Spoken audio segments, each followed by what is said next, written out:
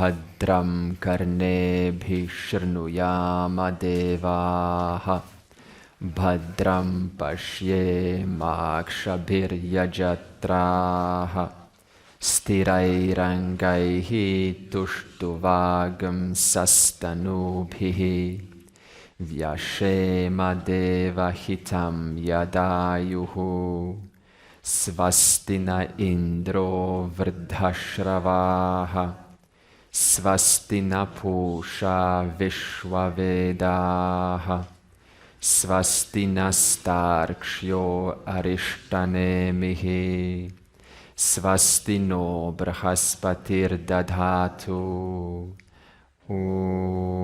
Shanti Shanti Shanti. Yesterday we had 2 sessions, and I will quickly revise this session. Yesterday we started by stating what is the Mundaka Upanishad, and the Upanishad is you could say it's a philosophical text. It's a text that brings out what is always true. We just miss it. We miss it because we're always busy, and the world is designed to allow us to miss it. Let's put it that way. And the Upanishads is there, always ready to be looked into, always ready to be taught. And by the Lord's grace, you come to this book and you get taught by the teacher, and they bring out what was who you are. They bring out your freedom, and thereby you can now go back into the world and continue whatever you're doing. But now you are free. You're a free person, and this was always the goal. It's just that our society just doesn't allow it. You go to a job interview, and they say, "What skills do you have?" And you say, "I know the self. I know who I am." No one's going to hire you. So what they want is, they want skills in various endeavors and so on. So we then said that this Mundaka Upanishad, it has 64 verses, and it's divided into 3 sections, and each one of them will advance the curriculum. So our intention is to go through 64 minus some verses. The reason I will not cover all 64 is because they are 100%, almost 90% repetitive. So I'm just going to put it together into one verse. And we then said, what is a spiritual person? And we asked a few questions, and the reason for this was to establish what does it mean to be, a spiritual person. I mean, you can call it whatever you want. You can call it a rational person, a person that is in touch with their inner emotions, with the external world, with other people. They're well balanced. They know what is to be done. They're not, they're assertive. They go for what they want. They don't allow their inner, fear to hold them back. So all these terms are, applicable for a spiritual person. But what we established yesterday is that a spiritual person is not someone of a stereotype that we have of someone that's a runaway. Because we said that Shaunaka, the student, is a Mahashala, which is a great householder. So this means to be a great householder qualifies you for the entry into the Upanishad. In fact, the Upanishad was designed, the Upanishad is written for those who are highly qualified for self-knowledge. The other book in this tradition is the Bhagavad Gita. Now, the Bhagavad Gita is more for householders, those who are not quite there yet. They want solutions about life management and emotional management, and how to just live a self-growth. Whereas the Upanishad, what we're studying, is specifically praptasya prapti, if you remember it yesterday. We had 2 sections, apraptasya prapti, which was self-growth. This is something that you don't have right now, and through development, you build it. Right now, I don't know how to do crocketing. Desi does. Yeah, that's term. Now I can go and ask her and I say, how do I, use the needles, and how do you make this? And within 7 days, I now know something. But the thing is, I still don't know many other things. Now, praptasya prapti is self-inquiry. This is something that is already maximally accomplished. It cannot be developed more or made further or refined further. It is beyond refinement. It's already perfect. That which is perfect cannot be further perfected. It can only be discovered for what it really is.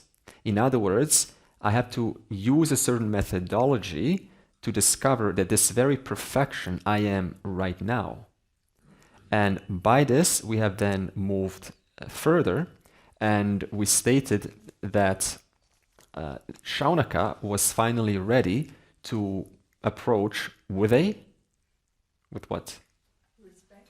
With a certain reverence, curiosity, and a twig or something that you offer. In fact, it's said that you never approach a guru or a teacher without offering something. It doesn't have to be physical, but it's also a mental mindset. You offer your trust, you offer your devotion, you offer your dedication, at least for the set period of time. And this is not for the teacher, this is for you, because you have taken time to commit. And the question then is, what can I do? This is what you're saying to yourself, to allow my brain, allow my focus, allow my attention to double its power, to be doubled in attention, doubled in focus, doubled in understanding the significance of showing up. Being very clear, why have I shown up? And what is it, a kind of transformation that I want to take away when I go home? This is what you're doing for yourself. Because the moment you prime your brain is now listening. If we just show up without priming our brain, then it's just sort of scattered. It's very sensitive to scattered about thoughts, about the noise, about whatever happens. So this means you need to help yourself. So the question is, how do you help yourself to focus in and tune in to what is being said, to what is being explained? What is your strategy by which, once applied, you're able to just zone out the world and tune in to what's happening before you now? What is your strategy? What could that strategy be right now? I wonder. What would you have to not think?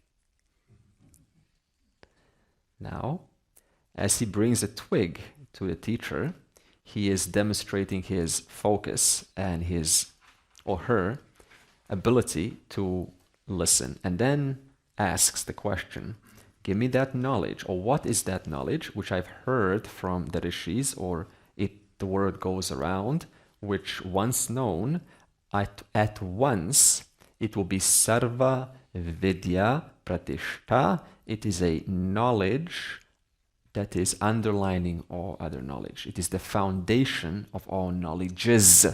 All knowledges depend on this one knowledge. What is that main core crux, which is the foundation, which is the material cause for everything else that is? And thereby, the teacher then asked or demonstrated with an example of a ornament and gold. And this was a preliminary understanding. It wasn't proving anything. It was just to open the possibility to show you can have a material cause such as the gold, which inheres through and through every form, and it lends its existence to various forms, meaning the forms have no existence apart from their very cause, their very material cause. They depend upon their material cause. They're never outside their material cause. You cannot find the gold left or right, or only up or only down. You find the gold all throughout. Thereby, you don't have to now look for the gold, the ornament called, Jen's ornament. Okay, Jen's ornament closes his eyes and is now looking for the gold. Where's this gold? Let me try to feel the gold. I'm not feeling it. But the very thinking, I'm trying to feel the gold, are also sounds. That sound is also made of the gold. So no matter what he does, no matter what he says, no matter how much he tries or doesn't try, he's only ever abiding in the very thing that he's looking for. So in other words, the seeker is already the sought in that very moment. Now the teacher has to demonstrate how do you then apply this in our universe and in reference to our existence. And this is where verse 4 comes in, by the teacher, the Angiras, stating to Shaunaka, the student, before I show you that, let me tell you about two types of knowledges. Verse 4. Tasmai saha ha uvacha dve vidye veditavye itihasma yat brahma vidaha vadanti paracha eva aparacha. Two kinds of knowledges. Apara, vidya. So vidya means knowledge, and apara means, you can say it's lower knowledge. So what are some defining characteristics of apara vidya? They are, it makes you fit. Makes you fit. What makes you fit? Well, if you don't have language skills, if you don't have how am I going to communicate with you if I don't have language skills? How are you going to express your devotion to something if you cannot approach with the right attitude? How are you going to even learn to think unless you learn to think? How are you going to relate to people unless you learn to communicate? So everything about apara vidya makes you fit for what's coming, which is para vidya. So was high school a waste of time, if you look at it from this standpoint? In some sense, you could say, I'm not using what I learned. But on the other sense, if you look a little bit more, we don't know how it affected us, but it made us somehow fit. So it makes you fit emotionally, physically, you could say mentally, and even spiritually. It prepares you. Okay. What else? It's only gained via perception and inference. Perception and inference. Okay. So this means that any kind of knowledge about a tree, I need my eyes to open and then I can read the tree or study it. Or anything that is to be heard, I need my ears to hear that. Or inference, you still need perception. So what is inference? It depends on your perception. So my eyes first need to be open, and then I see a car in front of me with red lights. Do I see them stopping? No, but I know they're stopping. How? Because I infer. If there's a red light on the car, therefore, though I don't see it, they're still stopping. So this means inference uses perception plus logic. Plus logic equals inference. Okay. Now, perception inference is only in reference to something between a subject and an object. Okay, so there is a subject. Because there's a subject, there is an object. Can your physical eye perceive itself? And yet, sight is taking place. I know someone's going to say take a mirror, right? Get rid of that example. Can the physical eye right now perceive itself? No. But can it say I don't exist, therefore I don't exist? No. Why doesn't it say that if it can't perceive itself? That means perception is not an issue for an eye, okay? Eye, I'll get to you. So there's no perception for the eye. Sight, there is sight. So just because there is sight, that means there's an object, there has to be a subject. The subject is the physical eye. So the subject cannot objectify itself, but in the presence of the subject, objectification takes place. Okay? Same thing with the ear. The ear can't hear itself, but because there are sounds, The ear recognizes I therefore exist, otherwise there will be no sounds. What about experience? What kind of experience? All kinds of experiences. Why is experience taking place? Because I am. Simple. Because I am. I, the subject, am, therefore objects are taking place. Now, what is the subject amness, the subject I referring to? Is it referring to an object?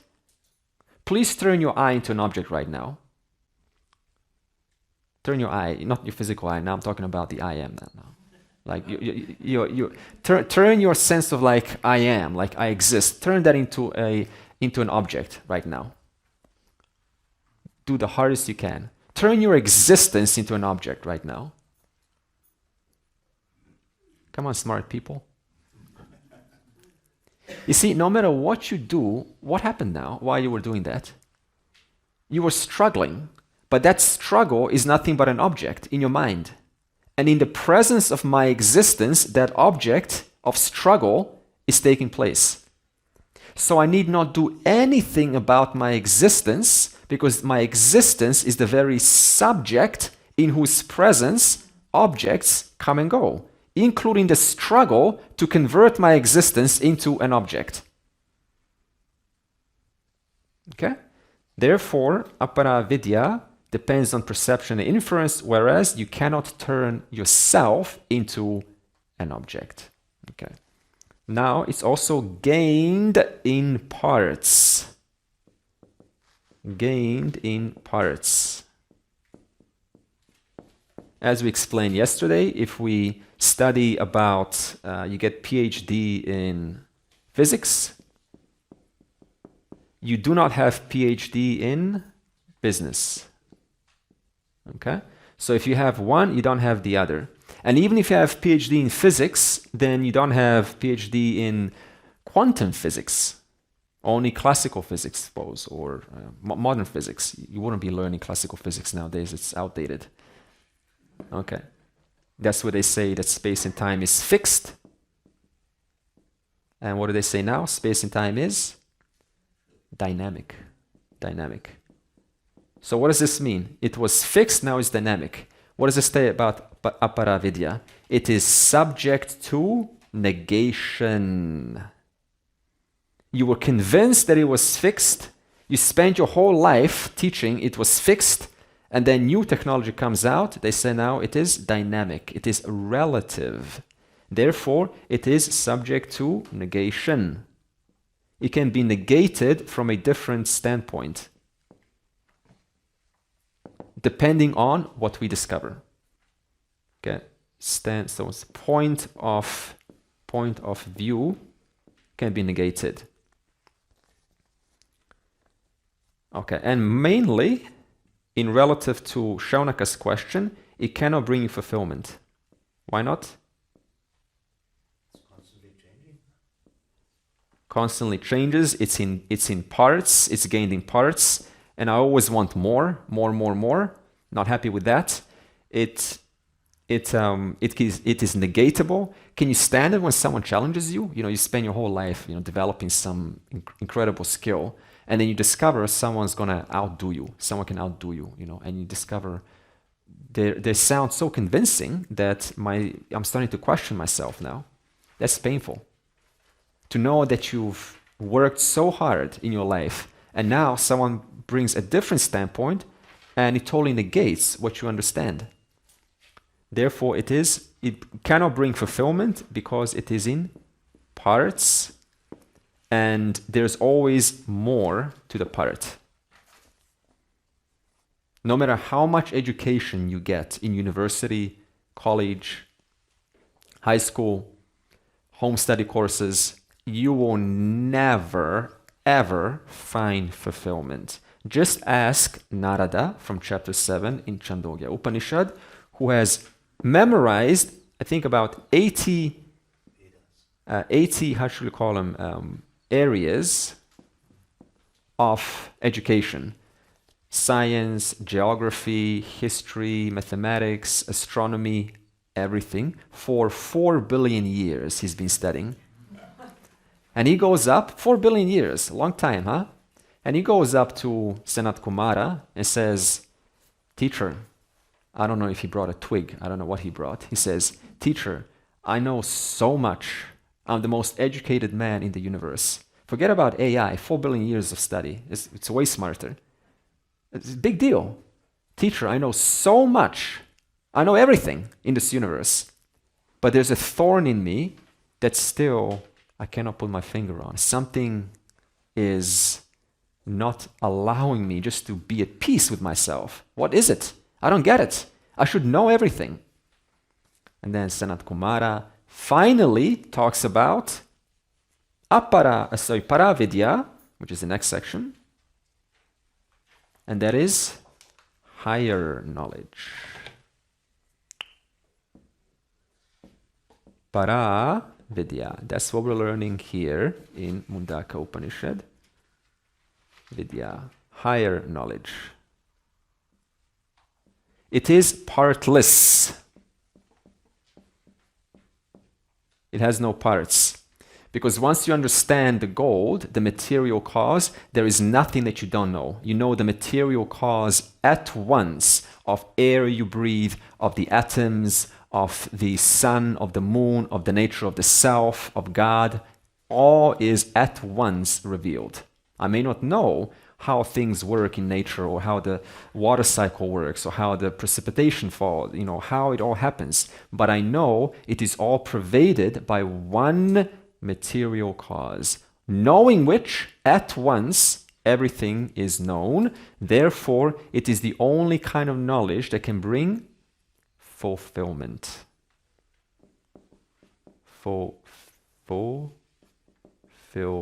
I don't know how many L's that is. Fulfillment. Someone said English got a funny spelling. You're definitely not going to be thinking about last breath. Oh, how many L's? I failed. I can't die properly now. So it's okay to make mistakes in the world of apara vidya. You're never going to get it perfect. And that's a relief to know that I don't have to know all these things about the world, because even if I do, like Narada, still no fulfillment. Therefore, the only solution becomes para vidya. It is non-negatable. Why is it non-negatable? It means you can't negate it. Once you know it, you can't negate it. Can you negate the gold? If the ornament says, no, I'm not the gold, is it not the gold? It's still the gold. It can say whatever it wants. You cannot negate that knowledge. It is uncontradictable. So this means that once you understand this knowledge, no amount of alternative philosophy can break down its logic. At the same time, you can't use logic alone to arrive to it. Look at this. The only way to arrive to it is through logic. At the same time, you can't use logic to arrive to it. So what does this mean? In the symbology of Shiva, you have Ganga flowing, from downwards, upwards, or upwards to downwards? Downwards. So what does this mean? What does the upwards symbolize? The upwards. Knowledge. Knowledge. That means knowledge of what is. What is. That means I have to be given knowledge of what is, and then I have to use my logic and systematically work my way downwards to see how my experience doesn't contradict what knowledge is already saying. But if I work my way from downwards and I don't get told the vision of the nature of the self, no matter what I do, I will never arrive here. That's why we say it's a downwards approach, never an upwards approach, which is why the guru usually gets on an accentuated place, because the knowledge flows downwards.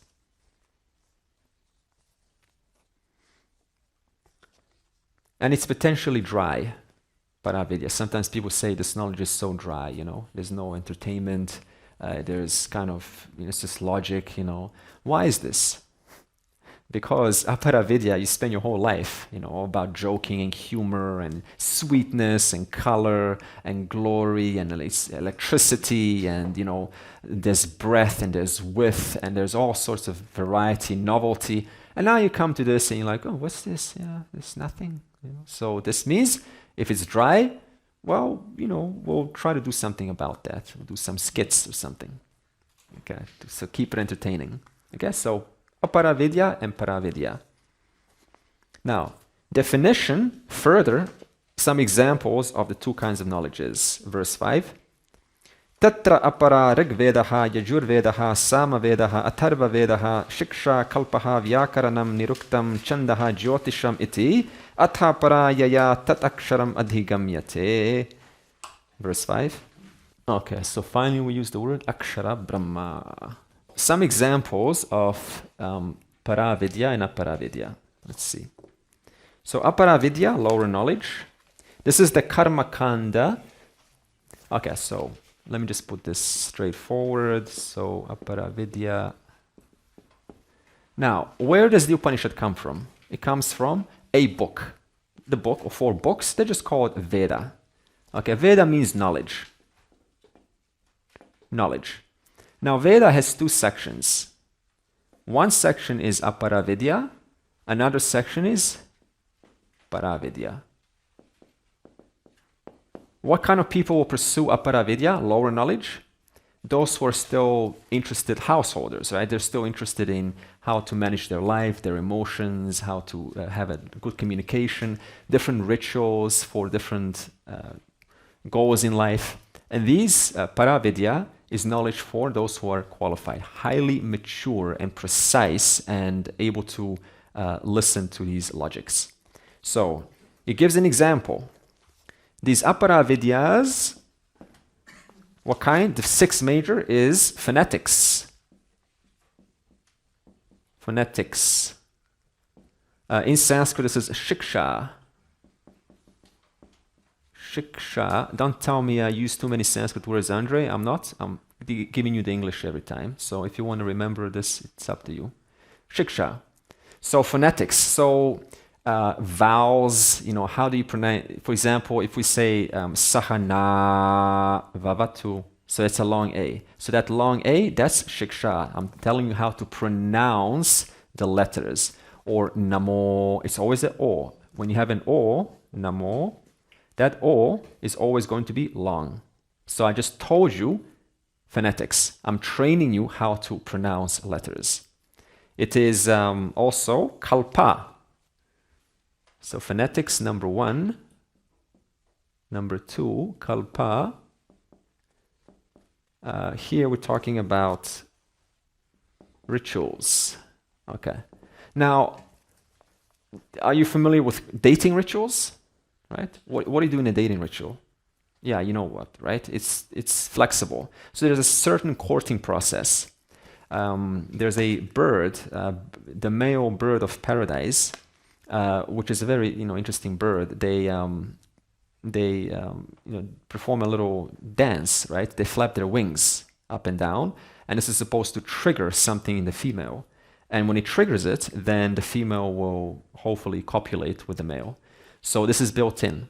So in that same way, we humans have rituals for different things in life. Rituals for making money, for family, for going to keeping your body healthy.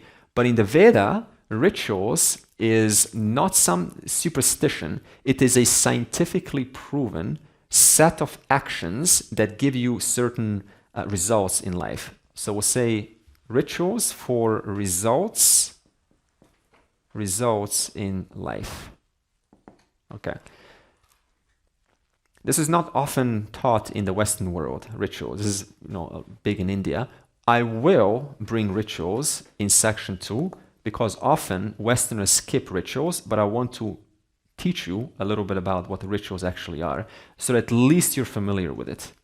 So stay tuned for that. Number 3 is vyakarana. I'll just put grammar. Who has studied Sanskrit a little bit? I already know. Yeah, good. Why do you study Sanskrit? So you're not wasting your time. It's not wasting time at all. So what better way to develop your cognitive capacities than to learn a new language? So the Veda, this culture, had Sanskrit in particular for developing that discernment power. Sanskrit is an amazing language that requires a huge amounts of memorization, and it develops all areas of your brain beyond what you could ever imagine. And this helps you so much to be a good thinker, to be precise in detail, to use your language, your own mother tongue precisely, because it is a carryover. So it's not a waste of time at all. It's the most wonderful thing there is. You want education, no matter how old you are, 50, 60, begin learning the language. Better than Sudoku, how they're called? Definitely better. Way better. Okay? Because Sudoku is just a little tiny, little part in your brain. Sanskrit, everything at once. Okay? So, number 4 is etymology. Etymology is study of words, like grammatical roots. 4, 5 is study of meters, chandas. Chandas, meters. Anyone likes Vedic chanting? Vedic chanting. There's a nice website called Veda Studies, I think. Veda Studies. Vedic chanting is a huge thing, right? Chanting the mantras, chanting the Vedas, Shri Rudram, Om Bhagavate Rudraya, right? So it goes for 17 minutes. And that's a huge field of itself. Oh, why are you chanting? Why are you wasting your time on chanting? I'm not wasting my time. It's the most wonderful devotional practice. You are totally high after 17 minutes of chanting. You're like in a different world. And it just totally, connects your, all your brain cells get all worked out. They were once putting on a Buddhist monk, they were putting some electrodes on his brain. And he was doing mantras in Buddhism, in Pali, because they don't do Sanskrit, they do Pali. And his whole brain was lighting up under the instrument. Another great practice. And then Jyotisha, 6. Jyotisha. Okay, this is astronomy. Who likes astronomy? Cosmology? Space? No one? What's wrong with you? Ah, thank God, you're my man. Is it astrology or Astrology. Yeah, astrology. Like space, and you like to watch discovery shows. Yeah. And because it's my number 1 favorite topic. And the second is The universe. That's universe, yeah. And I started out, I tried to find it out. Universe is a French word which started around 1500, and it means on your way to the oneness. Univerte, going to the oneness. So Amazing. You see? You interested now? Huh? Yeah. Go and study universe. Okay, astrology. Astrology. I think Tanya is Vedic used to do Vedic astrology. And how much of science goes in that Vedic astrology? A lot, right? A lot. Yeah. Just recently, I went to, I created this prompt engineered on ChatGPT. I used O3 model. And I said, I want you to assume the role of a astrologer. And he created this prompt, very advanced, sophisticated prompt. And then I said, ask me for details, and I will give you my date of birth, my time, and my city. And I put it in, and he used high reasoning, because O3 model in ChatGPT is highest reasoning possible. And he gave me such an accurate reading. It even performed Python script method, because you need to perform maths on that. I was like, are you for real? What's going on? It says you're going to be a teacher, you're, contemplator, you think. I'm like, are you kidding me? How is this even possible? So if you do astrology on yourself, I just discovered this about a month ago. So I'm just reporting what I saw. So if you want that prompt, I'll charge you. Yeah. Okay, so that's so anyways, the reason I said that was huge amounts of science behind this. How your date of birth is aligned to certain stars, and you think, where's the connection? Well, apparently there are these connections, and I'm not an expert, but it can definitely give you a inner view into how long you're going to live, and what is your strength, and what is your, what is your swadharma? What is your big purpose in life? It can really help you with that. Okay. Paravidya. So that was again now paravidya. I'll change the color. So paravidya is that by which, now we're going to say Akshara Brahman. Aksharam means imperishable. That by which the imperishable reality is gained, which is you. You are that imperishable reality. It says here Aksharam Brahma. Akshara Brahma. I know you're going to say Brahman. You can also say Brahman. Okay, so that by which Aksharam Brahman is known. That by which Akshara Brahman is gained. But not gained as in object, like I gained Akshara Brahman. I gained some experience of Brahman and I am now enlightened. But gained as in understood that you are that very Aksharam Brahma, that limitless reality. It is transformative. If you just read the Upanishads without having any kind of maturity or qualifications or relative decency and experience in life, is the Upanishads going to help you? If you just read words like I am limitless, I am Akshara Brahman, Yaya Tat Akshara Madhigamyate, etc., is it going to help you? No, why not? I mean, the words are pointing to the reality and it's not helping. But you understand the words according to your own condition. Exactly. So this means as long as I read, as most are doing, the Upanishads, they remain apara vidya. They only become paravidya when it's taught under the guidance of a guru. So the guru is required to transfer Vedantic apara-vidya words and turn them into para-vidya transformation. That is the power of teacher.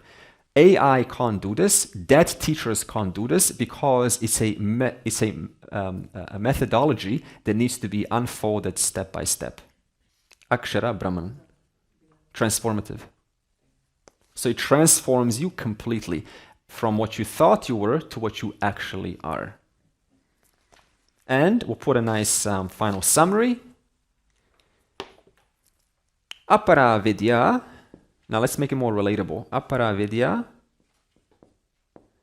What do you have to know first? You have to suppose I want to learn how to give me some skill. tennis. Play tennis? Huh? Tennis? Okay. So I have to first know the rules of the game, right? I have to first know. Then what comes after knowing? Practice or doing, right? Doing. What comes after doing? You get a result. But do you get the result immediately?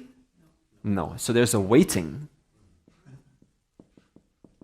Waiting. It could be years. And after waiting, there is a result. What about paravidya? This entire section, unnecessary. The knowing itself is the fruit.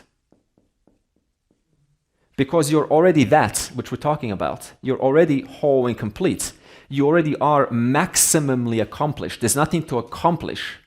Only that which is yet to be accomplished or to be developed, I need to know, do, practice, wait, results. And then again, know, do, wait, practice, results. All life like this, aparavidya. Whereas paravidya, I just have to know my nature as the limitless one. That itself is the fruit. Your body continues to do exactly what it's always been doing, according to your conditioning. You still continue to, make money and kiss your wife and husband and travel and so on.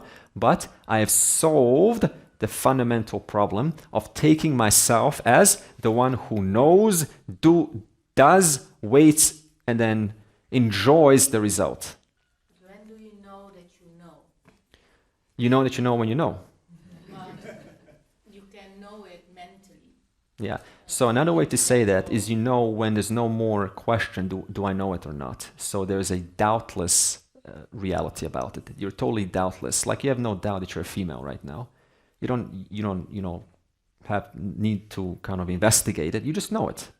So your doubts about whether I know it completely goes away. Yeah. In fact, asking, do I know it, becomes silly. Like, am I a male?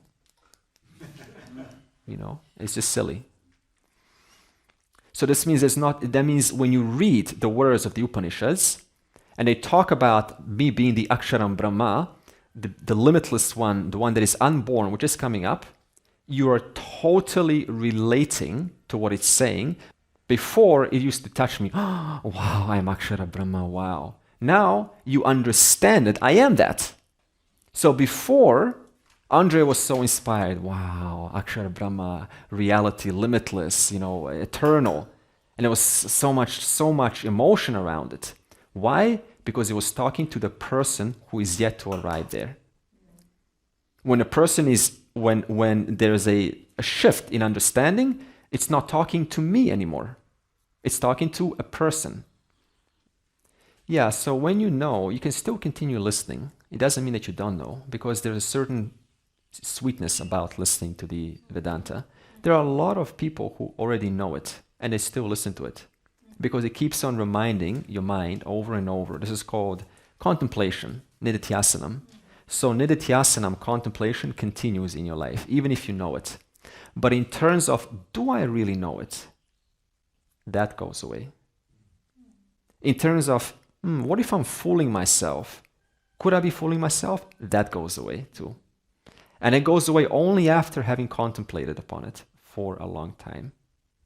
That way you don't fool yourself, because you've gone through the process of inquiring, of looking, inquiring, of looking more, of talking, of checking up, of verifying, of looking at it from different angles. So you're not fooling yourself because you've gone through the process. What is this? A cup.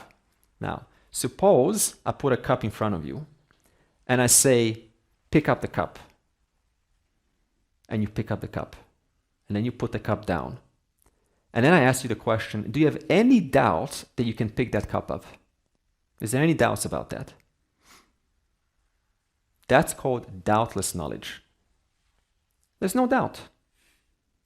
I can pick up the cup. It's not a big deal. You can't pick up the cup.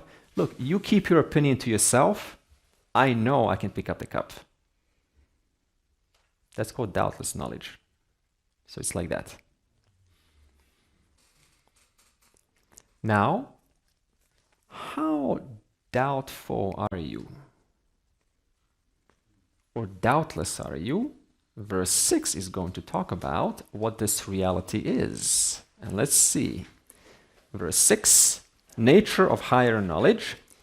Yat tat adreshyam agrahyam agotram avarnam achakshuhu shrotram tat apani padam nityam vibhum sarvagatam susukshmam tat avyayam yat bhutayonim paripashyanti dhiraha.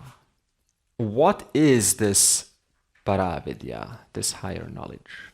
And this higher knowledge is actually not additive, it's subtractive. See, when you learn something new, like a skill, you always keep on adding more things onto you. Like more information, more data, more knowledge. That's called additive. But para-vidya, the higher knowledge, you're not adding anything. You're subtracting. Subtracting what? Subtracting ideas that are making me confused that I am other than Akshara Brahman. I'm other than the limitless reality. So we're not learning anything new here. We're all going to walk out not having learned anything. What a seminar. Why'd you come here then? You're going to actually remove, subtract ideas. Remember yesterday, A1, A2? We're going to remove those numbers that are chilling around that number A so that you can come to see what is. That's why we said knowledge is vastu tantram. My understanding is perfectly aligned to what is. And what is this that is to be understood? It is Brahman. So this verse wants to now find the equivalent to the gold. Remember the gold example? The material cause of everything. So now what is the gold example equivalent here? It is consciousness or awareness. In other words, Brahman. And what is ornament equivalent to? Time, space. Apara vidya is also material cause of that is consciousness, awareness. Intuition. What is intuition for you? Oh, I've got an intuition about something. Okay, it's an inspiration that comes from within. That's how we all feel, for sure. So when you say I've got an intuition, what you really mean is two things. The most common thing that we say, I would say, just for safety, put it 50% of the time, more like it's much higher, is that, you see, our brains had to develop a way to respond to situations quickly for survival. And you cannot afford to think when something needs quick, instant response. That quick thinking is called intuition. So it uses your present moment, information of the present moment, plus memory of the past. Memory of the past. And then it infers, okay, based on what I see now and based on what has happened before, quick decision, I've got an intuition. Could we say intuition is unconsciously thinking? It's so fast, you're not conscious, you're not present. I would say that's a little bit, it could be because Unconscious knowledge, maybe. it could be because it's stored in your deep memory, sure. But I would say it's for survival, it's for quick thinking, and it is dependent on two variables. Number one, present information, and two, memory, or you want to call it unconscious memory. Okay? Or you can call it unconscious memory.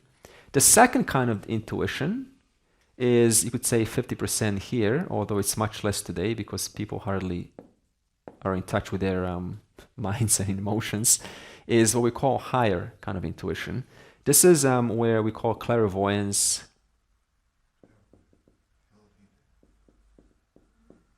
Clairvoyance, or my mom, she woke up one night and she knew that her mom died. And she instantly called her family overseas, where we were 8,000 kilometers away. And they confirmed, yeah, your mom just died. And I'm sure you can relate to this. How? This still gets me. That's What's the word again? Sorry. clairvoyance. Clairvoyance. Oh yeah. Yeah, you're able to see certain situations and you can't explain how. Yeah. And people often dismiss it. Sometimes it's pseudo. It could be pseudo. There is also that. But there's also siddhis, certain powers you develop that people cannot quite explain, but you're just able to tell, like, this I trust my gut, you know. And the science they now have an intuition. It's got to do with synchronicity and these kind of things. You know, it's small parts which but we cannot make it specific, of course. yeah. So I wouldn't really discard, this. It can sound very kind of new agey, but there's also certain truth to it. 50%. Yeah, and you can't quite explain how you know it, and sometimes you are under the bias of personal bias, and then you kind of justify your bias. That's also possible. But anyway, so this is both equivalent to an ornament. Why did I just have this discussion with you? For entertainment? No. To show you that even something, when the person says, I've got powers, I'm, clairvoyant, I am got intuition, even that can become a trap. The person can identify with that, and then they go inside that path. Okay. Now, the first thing that we have to do is understand who you are. Who are you? Aksharam Brahma, imperishable Brahman. That means imperishable reality or consciousness or awareness. And the first thing that we're going to do is define what Brahman is not. Who you are not. Why is this important? Because we've been thinking, who am I, for the longest amount of time. So we have to go to the source. Here's who you are not, actually. So, first it says, you're adreshyam. Adreshyam, I'm going to put these words. It is invisible. In other words, it is not something that is visible. Okay? So consciousness or awareness is not something that you can see like an object outside of you. You can't find it anywhere. You can't find it in any particular experience. You can't meditate on it. You cannot attain samadhi and then come in contact with Aksharam Brahma. You cannot, have an amazing nirvikalpa samadhi and then get in touch with Akshara Brahma. And then when you come out, you're no longer in touch with Akshara Brahma. And then you want one more ayahuasca experience in the jungle for Akshara Brahma oneness. I've had Akshara Brahma oneness. It was wonderful. I want to go back, pay another $5,000. I've done that before many times, so I know. It was wonderful. But no more attraction. Yes? I have a question because the verse says Paripashyanti Diraha. Yeah. So the wise people, Pashyanti, see. So what do they see? They see, which is going to come up later on. What do they see? That's going to be positive traits. But right now, we're talking about negative traits. What I am not. Okay, so Diraha, wise people, see. But right now, what am I? I am that which is not visible. You look at your hand, is it visible? Therefore, it is not you. You look at your thought, is that visible? Therefore, it is not you. You feel something, is that you? Is that visible? Just the fact that you felt it, it's visible. Therefore, it is not you. You have a doubt, is that visible? Therefore, it is not you. You have a doubt called I am not enlightened. Is that visible? Therefore, it is not you. You have a doubt, I am enlightened. Is that visible? Therefore, it is not you either. So you're neither enlightenment nor non-enlightenment, because it is just a concept that is made visible in your body or your mind. Agrahyam. It is ungraspable. Agrahyam. That means you cannot grasp it in any particular place. There will be no way that your mind can ever grasp you. My mind grasped it. Finally, I've waited and waited, and today at 2:35, I have grasped. My mind has grasped. It has captured awareness. Yes, I've done it. And then write on a journal. I captured awareness in my special meditation. I did my alternative nostril breathing, and here's how to repeat that experience. No matter what you do for 4 billion years Narada has tried, for how long, billions of years, you will never be able to grasp it. In fact, the fact that you can't grasp it is wonderful. That's why it's freedom. That's why it's freedom. And that gives you freedom, that I don't have to grasp anything at all, because it cannot be grasped. Agotram, it is unborn. Hey, think of an elephant, please. Now think of a duck. Now think of the color of your front door. Now think of a jellyfish flying in the sky with tentacles. Now think of flying on a magic carpet, a red carpet with a Persian pattern in the sky, and you're floating through the cold clouds, brushing against your cheeks, soothing you. You can't see in front of you because it is so foggy. And yet the weather is just warm enough that you can wear a t-shirt. Now, think of nothing. Okay. Now, where is your thought of elephant? Where is the, oh, now it's here, isn't it? Now that I said it. Okay, now that I said it. What about the thought of a duck? Oh, now it's also come back. Okay, now think of nothing again. What have you noticed in this experience? That each thought was born. It's gotram. Elephant dies, duck is born, carpet dies, what came in? The jelly is born. But what was never born throughout that entire experience?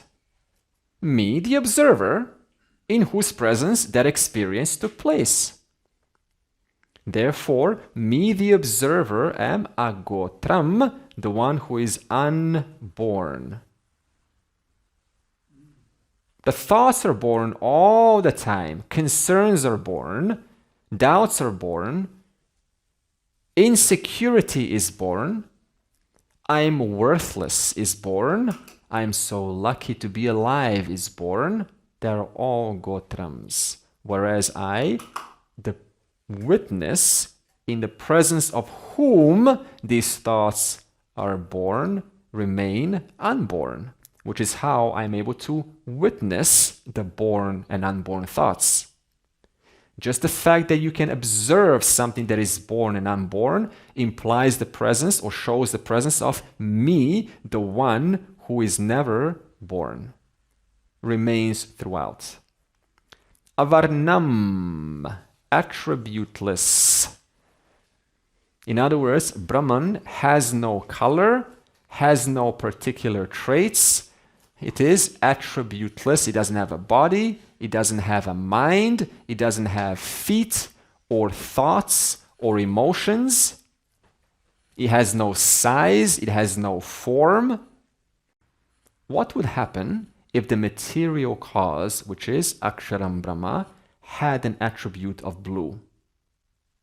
Knowing that everything is made of the material cause and it was blue. What would that mean?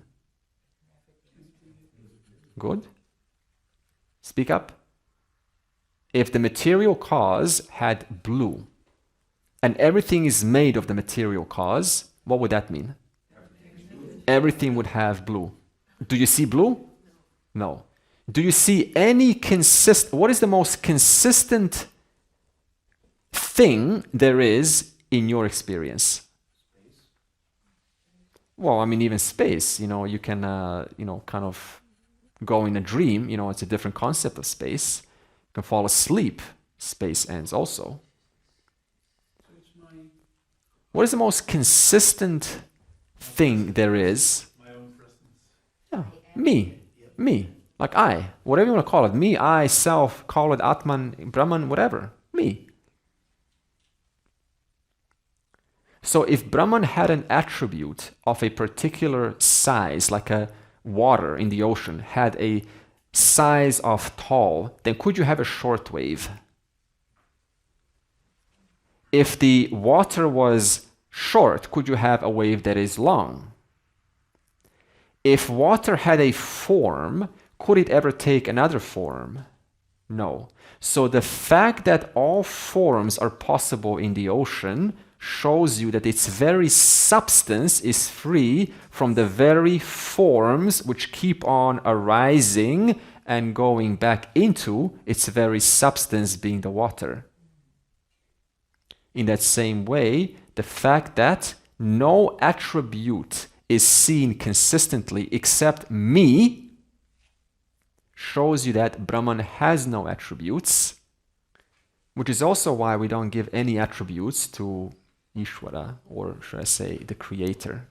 As I said, you don't say creator is benevolent, because if creator was benevolent, then everything would be benevolent all the time. But you don't see this. You also see malevolence. So in that same way, we cannot attribute legs and mind to Ishvara, to the creator, and say, hey, the creator knows what's best for me. Just if it's meant to be, let it be. This is a common language we speak.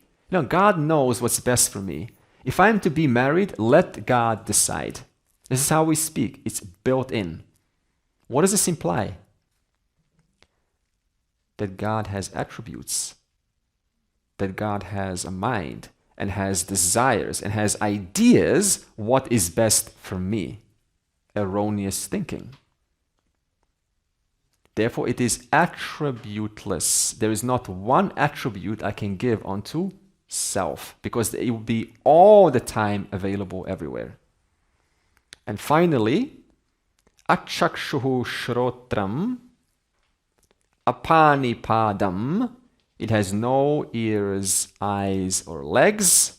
In other words, it is formless. So don't imagine God to be some person somewhere with legs and arms, who is, taking care of my son, my daughter. We feel warm, I get it. We feel warm when we think of it like this. But you can appreciate that. It's a very nice, cozy feeling, I get it. But at the same time, this is not what Akshara Brahman is. Akshara Brahman has no legs, has no arms, nothing. It is all that is. The gold has no ornament stuck inside it. The gold is free of the ornament. That's why the gold can be melted and it can take on any ornament whatsoever. So in that same way, the creator or God is not some being, but possibilities. Possibilities which you are constantly collapsing through your choices. And then you get feedback. You get seen and unseen feedback, and then you can decide, has my decision been wise? What I did, was it the right choice? What have I gotten? So don't think of God as some being. Rather, it is just possibilities. All possibilities right now are here.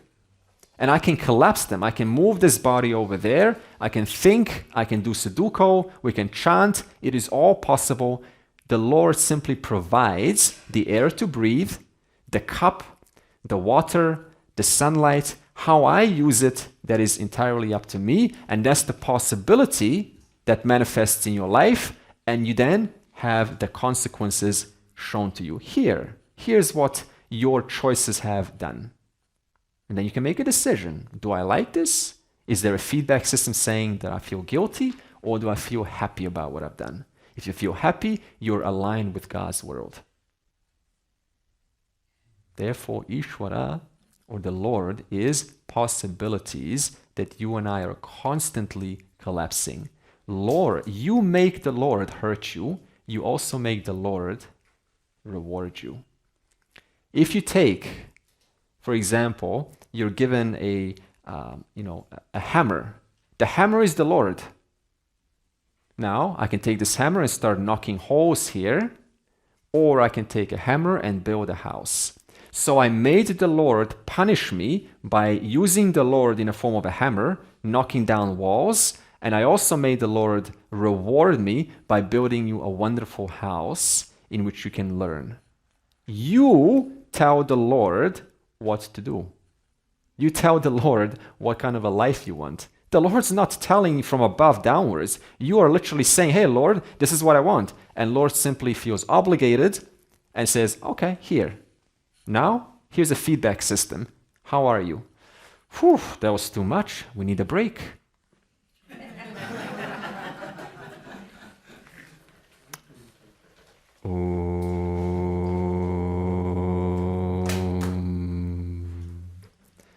Purnamadav Purnamidam Purnat Purnamudachyate Purnasya Purnamadaya Purnam Eva Avashishyate.